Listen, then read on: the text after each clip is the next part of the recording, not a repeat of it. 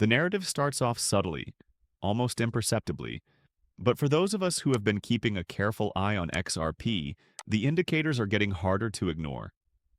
There are rumors that Federal Reserve operatives are discreetly contacting small XRP holders with $10,000 buy offers. At first glance, it appears harmless, almost giving, but as we look more closely, a pattern begins to show. Why begin with such tiny holders?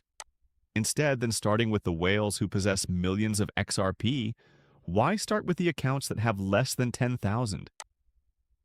This move isn't arbitrary. The approach is honest and purposeful, and it aims to precisely manage the psyche of the market. The theory underlying the Fed's target list, how their psychological operations are influencing retail behavior, the hints that point to federal involvement, the dangers of accepting early offers, and why it might be best to hold firm in this developing drama are all covered in this video. The target list theory is a good place to start. According to analysts, the Federal Reserve has determined that accounts with less than 10,000 XRP are the most vulnerable to early offers. These are retail holders, regular investors who might lack the time, finances, or knowledge necessary to completely comprehend the broader picture. The plan is straightforward. Start with the minor players, give them an alluring amount, and then generate sell pressure that spreads throughout the market. The Fed can test the market's resiliency and create an artificial supply pattern by encouraging these accounts to sell so it can see how regular investors respond. Although it may appear to be routine trading activity to those on the sidelines, a more complex and well-coordinated operation is actually at play. To be honest, the psychological mechanism underlying this move is fascinating. Consider it. Retail holders frequently experience fear of missing out, panic, and then a knee-jerk sale when they witness others accepting a $10,000 offer. By giving the impression that a large payoff is only accessible for a short period of time, the Federal Reserve is influencing emotions and leading retail investors to make a choice that may not be in their best interests in the long run. This is precisely the kind of behavior they hope to incite. Generosity is not the goal of the early purchasing offers. They are intended to test, condition, and get the market ready for a more significant news. Small holders who sold early may be left out when the bigger plan is unveiled, with the actual rewards going to those who fought. How can you identify these Fed buyers then? The blockchain contains subliminal clues that point to intervention. Start by keeping an eye out for odd wallet patterns.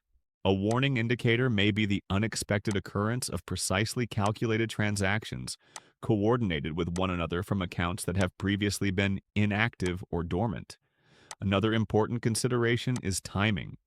Offers are frequently made late at night or during times of low market activity, when there is little risk of inspection or unexpected pushback.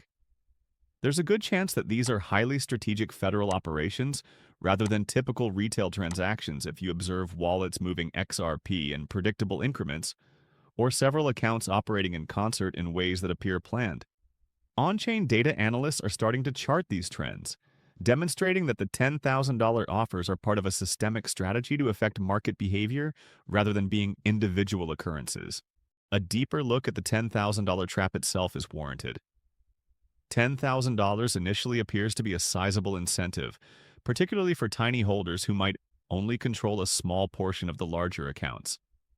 But there's a catch, Selling at a fraction of the potential value of XRP after the Federal Reserve's larger objectives are implemented could result from accepting this early offer.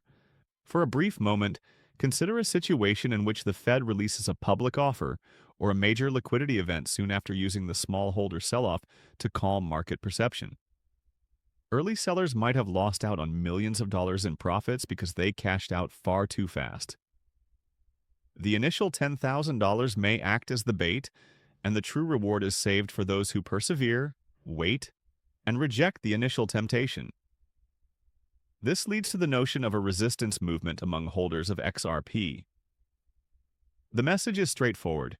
Wait until they announce the offer to the public.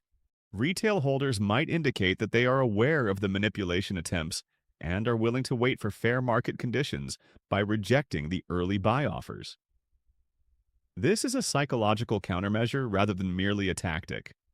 The Fed's test loses its effectiveness when enough holders oppose it, since they can no longer sway retail sentiment solely through temptation and terror. The Federal Reserve may eventually be forced to change its approach as a result of this collective resistance, which might result in a situation where long-term holders profit from the bigger market movements while early buyers are left behind. Of course, all of this depends on subtlety and concealment. These strategies are not made public by the Federal Reserve.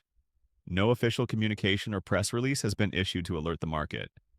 Instead, they discreetly contact the targeted holders through agents, middlemen, or automated systems. This means that your strongest defenses as a retail investor are awareness and vigilance. You may better position yourself to react by keeping an eye on wallet activity, keeping up with market trends, and comprehending the psychology underlying these movements.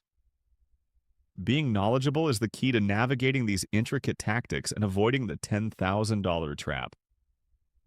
Social and community cues are crucial in addition to on-chain observation. Blockchain analysts, private organizations, and forums frequently identify trends long before they are apparent in the media. Small holders might foresee possible interventions and take proactive rather than reactive action by heeding these early indicators. Discipline and a long-term outlook are necessary for this, but those who can integrate community insights with on-chain data are greatly favored in seeing early Fed activity and avoiding snap choices. Timing is another consideration. These offers are probably being timed by Federal Reserve operatives to occur when the market is distracted, either during a significant news cycle or when other cryptocurrency markets are experiencing volatility. Because of the psychological smoke cover this produces, it is more difficult for tiny holders to understand the offer's significance in real time. It's also critical to understand that this is not just an XRP-specific issue. Subtle market manipulation has long been used by big financial institutions, such as central banks, to accomplish strategic goals. These strategies used to frequently target institutional actors, but the emergence of cryptocurrencies and decentralized finance has completely changed the game. Nowadays, a significant amount of market liquidity comes from retail investors, and influencing their actions has become a crucial part of a larger monetary strategy. Understanding this background enables us to view the $10,000 offer as a component of a broader systemic strategy to influence market dynamics rather than as a singular occurrence. The repercussions of taking action too soon can be severe. In the time, selling in response to a $10,000 offer could seem like a safe move, but when considering the larger strategy, it could lead to a huge loss of potential. Early sellers would be left on the sidelines, for instance, if the Federal Reserve plans a significant liquidity injection or public offering soon after these initial attempts. Although they might be able to prevent short-term market swings, the potential long-term profits could outweigh the $10,000 incentive. It is crucial to comprehend the strategic intent underlying these offerings because of this. Retail holders are susceptible to manipulation without it, which could result in significant losses. If you're determined to resist, there are doable ways to make your case stronger.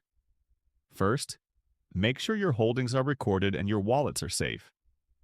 This enables you to take action consciously as opposed to in response to fear or false information.